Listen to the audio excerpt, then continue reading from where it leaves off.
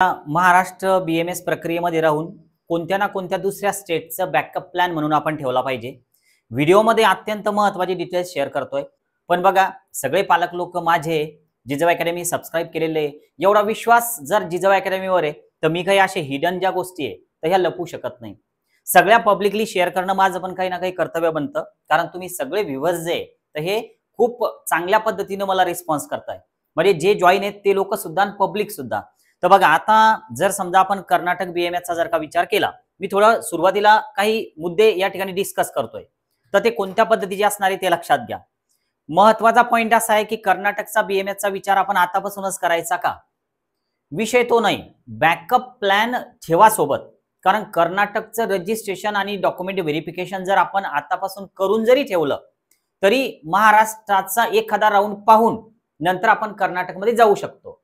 पण कर्नाटकची प्रक्रिया अवघड आहे असं मुळीच नाही, पण किचकट आहे थोडी, आणि तीच एक्सप्लेन करण्याचा मी प्रयत्न करतोय। फक्त थोडं लक्ष द्या, आणि यामध्ये जर आपल्याला पैशानं फसायचं नसेल तर हा व्हिडिओ सविस्तर बघा, कारण अगोदरचे पण बरेचसे व्हिडिओ मी पब्लिक केलेले आहे, कट ऑफ पीडीएफ सगळ्या दिलेल्या आहे, तर त्याच पद्धतीचा हा व्हिडिओ आहे।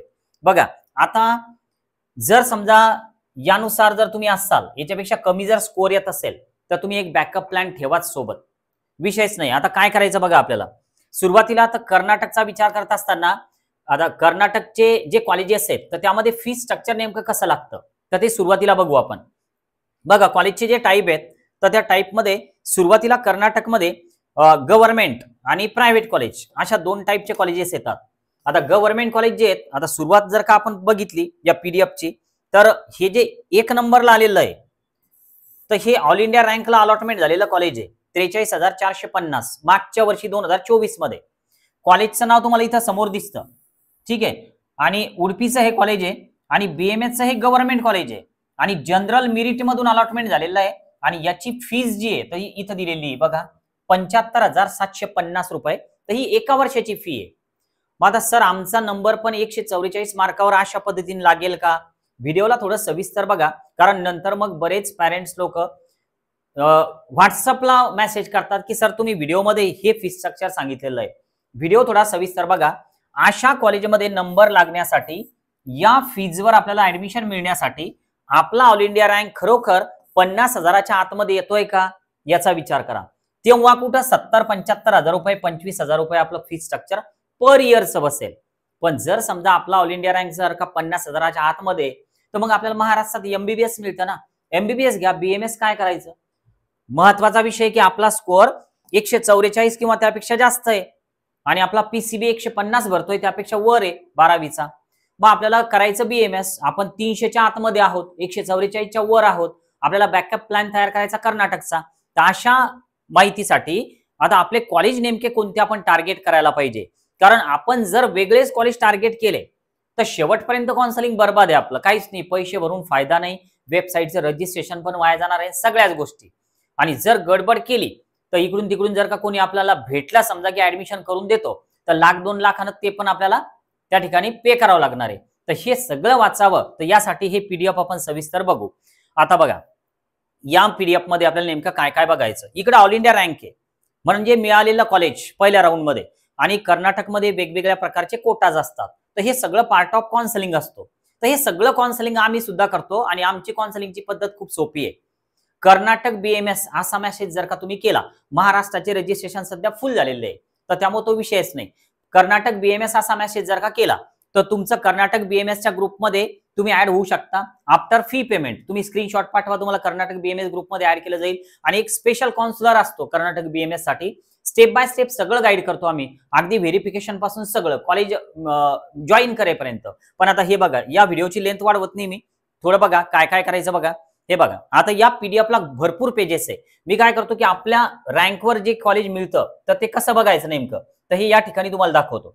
बघा, आता जर आपण एक विचार केला तर हे जे रँक आहेत 1,24,000 वगैरे, तर हे नाही, पण आपला रँक समजा एक 4-5 लाखाच्या वर जाऊन राहिला, तर त्यामुळं या पीडीएफला आपल्याला स्क्रोल करत घ्यायला लागल, आणि साधारण एक 4-5 लाख रँक येईपर्यंत हे पीडीएफ आपल्याला वरती घ्यावं लागेल। आता आपण या पीडीएफ मध्ये आलोय जवळपास 3,22,000 ऑल इंडिया रँकला। दादा, हे जे ऑल इंडिया रँक आहेत हे आपल्या कामाचे आहेत, आणि ह्या वेगवेगळ्या प्रकारचे हे जे आहे ना, हे कोटाज आहेत, यावर लक्ष देऊ नका। तो काउन्सिलिंगचा पार्ट असतो. जेव्हा तुम्ही काउन्सिलिंग जॉईन करता त्यावेळेस तुम्हाला ते सगळं एक्सप्लेन केलं जातं. यामध्ये कुठली चूक आम्ही होऊ देत नाही. आता बघा, समजा आपल्याला हे कॉलेज आहे, समजा हिता नावाचं, तर हे कॉलेज आपल्याला मिळालं, तर या कॉलेजमध्ये आपल्याला ओपन मधूनच जावं लागतं, स्कॉलरशिप मिळत नाही आणि 2,50,750 रुपये एवढी फीज असते जर आपलं अलॉटमेंट राऊंड मधून झालं तर. पण या कॉलेजला वेगळी पण सीट असते पुन्हा एक, की जी 4 लाखावाली असते. तर 4 लाखावाल्याचं जर का आपण चॉईस फिलिंग केलं समजा, तर ती पण सीट अलॉटमेंटचे चान्सेस 100% बनतात. म्हणजे एका कॉलेजला जवळपास वेगवेगळ्या कोटाच्या 3 सीट असतात. म्हणजे 2,50,000 वाली सीट, 4 लाखावाली सीट आणि नंतर नंतर मग 6 वाली पण सीट बनते. त्यामुळं कर्नाटकमध्ये ज्यावेळेस आपण काउन्सिलिंग करतो तर त्यावेळेस नेमकं आपण काउन्सिलिंग कोणत्या सीटचं करावं व्हिडिओमधून आता सध्या सांगणं शक्य नाही, पण ज्यावेळेस ते सुरू होतं प्रत्यक्षात तर त्यावेळेस आम्ही स्टुडंटला 1-to-1 काउन्सिलिंग मध्ये सांगतो की आपल्याला नेमकं कोणत्या सीटसाठी आता काउन्सिलिंग करायचं. कारण कॉम्पिटिशनवर अवलंबून आहे. कर्नाटकला अलॉटमेंटचे 100% चान्सेस बनतात, फक्त आपली तयारी पाहिजे. आणि एकाच कॉलेजमध्ये वेगवेगळ्या सीट्स असतात. बघा, आता ही 2,50,750 रुपयावाली सीट आहे पर इयरची आणि हे जवळपास आपल्याला 4.5 वर्ष असे पे करावं लागतात. पहिल्या वर्षी एवढ्या रकमेचं चलान काढावं लागतं, डीडी पण नाही. म्हणजे ऑनलाईन वेबसाईटवरच या कॉलेजच्या नावाने चलान त्या ठिकाणी आपल्याला निघून जातं. तर ते कसं काढायचं ते पण आम्ही तुम्हाला गाईड करतो. यामध्ये कुठलीच अडचण तुम्हाला येऊ देत नाही आम्ही. हे बघा, आता एक हे कॉलेज आहे, आता यामध्ये ही जी सीट आहे तर ही बघा किती लाखावाली, इथं 4,750,000 पर इयरची फी आहे. आणि यामध्ये अलॉटमेंट जे आहे तर ते बघा किती ऑल इंडिया रँकला झालेलं आहे. AQ मधून अलॉटमेंट आहे. तर हे सगळे वेगवेगळे कोटाज आहे. तर यामध्ये कन्फ्युज होऊ नका. तुमचं BMSचं कर्नाटकचं जे बजेट आहे तर ते बजेट तुम्हाला एक टेंटेटिव्ह आयडिया देतो मी, की साधारण तुम्ही जर समजा मेरिट लिस्ट मध्ये जर का बसले तर 2.5 लाख पर इयरची तयारी ठेवा. ज्यावेळेस तुम्ही कॉलेज जॉईन करायला जाणार आहे तर त्यावेळेस तुम्हाला 2.5 लाखाचं चलान काढावं लागतं बँकेतून आणि ते त्या कॉलेजमध्ये तुम्हाला नेऊन द्यावं लागतं. तर हा तुमचा पहिला खर्च. यानंतर कॉलेजमध्ये जॉईन करत असताना साधारण 30 ते 50,000 रुपये डेव्हलपमेंट फी कॉलेजवाले चार्ज करतात त्या 2.5 लाखाच्या व्यतिरिक्त, आणि करतीलच असा विषय नाही. पण तुम्ही जर थोडक्यात सांगतो, एखाद्या व्यक्ती थ्रू गेले, एजंट थ्रू, तर मग मात्र अजून वर रक्कम तुम्हाला लागेल. काउन्सिलिंग करा, प्युअर काउन्सिलिंग करा, काउन्सिलिंग मधूनच अलॉटमेंट होतात. तुम्ही एखाद्या व्यक्ती थ्रू जरी गेले तरी तो हेच करणार आहे. तर त्यामुळं आता हे 2.5 लाख आणि 50,000 3 लाखापर्यंत तुमचं बजेट फर्स्ट इयरचं चाललं. या व्यतिरिक्त तुम्ही तिथं राहणार आहे तर त्यामुळे हॉस्टेल मेसचा खर्च वेगळा लागतो. 1 लाख 1.25 लाखापर्यंत तो रक्कम तुम्ही पकडा. तर हे असं तुम्हाला 4.5 वर्ष द्यायचं. आता म्हणजे साधारण 3.5-4 lakh per year hostel mess सह 4 लाख पर इयरचं बजेट असावं. आता स्कोर किती असावा? माझं असं मत आहे की तुम्ही जर का समजा 144 जरी मार्क्स घेतले असतील नीटमध्ये तर सुरुवातीला तुम्ही काय करा, एक पहिला राऊंड ट्राय करा कर्नाटकचा, की जो 2.5 लाख पर इयर वाला आहे. जर अलॉटमेंट झालं तर ठीक, जर नाही अलॉटमेंट झालं तर मग नंतर तुम्ही ही जी मी सीट सांगितली तुम्हाला 4 लाख पर इयर वाली, तर या सीटसाठी ट्राय करा. त्यात निगोशिएट करतात कॉलेजवाले. म्हणजे जवळपास समजा 18-20 लाखाचं हे बजेट बनतं, तर हे बजेट 16-17 लाखामध्ये पण बसू शकतं निगोशिएट करून. पण आता निगोशिएटसाठी सर मग तुम्ही आमचं काम करून देणार का? मी काय सांगतोय, मीच नाही तर तुम्ही कोणत्याही व्यक्तीला सोबत न्या. ते ज्यावेळेस तुम्ही सोबत नेता, आता पब्लिक बोलत नाही मी जास्त, पण हे जे आहे ना की कोणाला सोबत न्यायचं, काम करून घ्यायचं, हे थांबवा थोडं आणि आपलं आपण थोडं शिका. मार्गदर्शन जे येतं ते महत्वाचं आहे. तर त्यामुळं मी काय सांगतोय, लक्ष द्या. 144 जरी स्कोर असेल तरी सुद्धा तुम्ही कर्नाटकचा एक बॅकअप प्लॅन हाताशी राहू द्या. आता विषय असा आहे की सर काउन्सिलिंग जॉईन कसं करायचं? आता महाराष्ट्राचे आपले फुल झालेले आहे बरं, तर त्यामुळे महाराष्ट्राचा विषय नाही. पण कर्नाटक आणि महाराष्ट्र सोबत जर तुम्हाला जॉईन करायचं असेल तर तुम्ही कर्नाटक काउन्सिलिंग असा एक मेसेज करा, BMS कर्नाटक BMS. तुम्हाला डिटेल्स शेअर करतो. अगोदर कॉलवर बोलायचं सर, नंतर फी पाठवतो, तर एवढा वेळच नाही. जे पण आतापर्यंत विद्यार्थी जॉईन झाले तर त्यांनी डायरेक्ट त्या QR वर पेमेंट केलं, नंतर ते जॉईन झालेले, नंतर आमच्याकडनं त्यांना कॉल गेलेला आहे. तर त्यामुळे तेवढा विश्वास तुमचा आमच्यावर पाहिजे, तरच तुम्ही ते पेमेंट करा. नंतर तुम्हाला 100% कॉल येतो. आता बघा, यात अडचण अजून नेमकी कोणती येते बघा. ज्यावेळेस आपण रजिस्ट्रेशन करतो तर त्यावेळेस आपल्याला डॉक्युमेंट व्हेरिफिकेशन करून घ्यावं लागतं. आणि आता तुम्ही जॉईन व्हा का नका हो, पण मी सांगतो एवढं पथ्य तुम्ही पाळाच.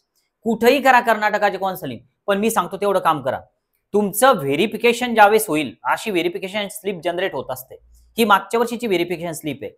तर ही व्हेरिफिकेशनची स्लिप चुकूनही कोणाला शेअर करू नका, कारण या व्हेरिफिकेशन स्लिपमध्ये पूर्ण तुमचं कर्नाटकचा डेटा आहे आणि तो जर का लीक झाला तर तुमच्या चॉईस फिलिंग सोबत कोणता पण व्यक्ती छेडखानी करू शकतो. नंतर तुम्हाला काहीच करता येत नाही. म्हणजे तुम्ही डायरेक्ट तिकडे त्या ऑफिसमध्ये जरी गेले तरी ऑफिसवाले पण काहीच नाही करू शकत. थोडक्यात तुम्हाला मिळालेलं कॉलेज पण कॅन्सल तो समोरचा व्यक्ती करू शकतो, एवढं पॉवर या व्हेरिफिकेशन स्लिपमध्ये. तर त्यामुळे चुकूनही व्हेरिफिकेशन स्लिप जी आहे तर ती कोणाला शेअर करू नका. माझ्याकडे जे विद्यार्थी आहे तर त्यांना पण मी तेच सांगतो की तुम्ही मला पण शेअर करू नका, कारण हे खूप महत्वाचं आहे. यामध्ये एवढा महत्वाचा डेटा असतो की हे ऑप्शन एंट्री, सीईटीचा नंबर, ऑप्शन एंट्री नंबर, हे बघा, हे सिक्रेट की बघा. तर ही प्रत्येक विद्यार्थ्याची वेगळी असते आणि ही काही जरी केलं तरी नंतर भेटणार नाही तुम्हाला, एकदाच भेटते, परत परत भेटत नाही. तर त्यामुळं तुम्ही काउन्सिलिंग जॉईन नाही केलं तरी चालतं जिजाऊ अकॅडमीचं, पण एक नम्र विनंती आहे की हा जो डेटा आहे आपल्या विद्यार्थ्याचं वर्ष जर वाया जाऊ द्यायचं नसेल, कर्नाटक काउन्सिलिंग कुठे जॉईन जर केला असेल तर हे कोणाला देऊ नका तुम्ही.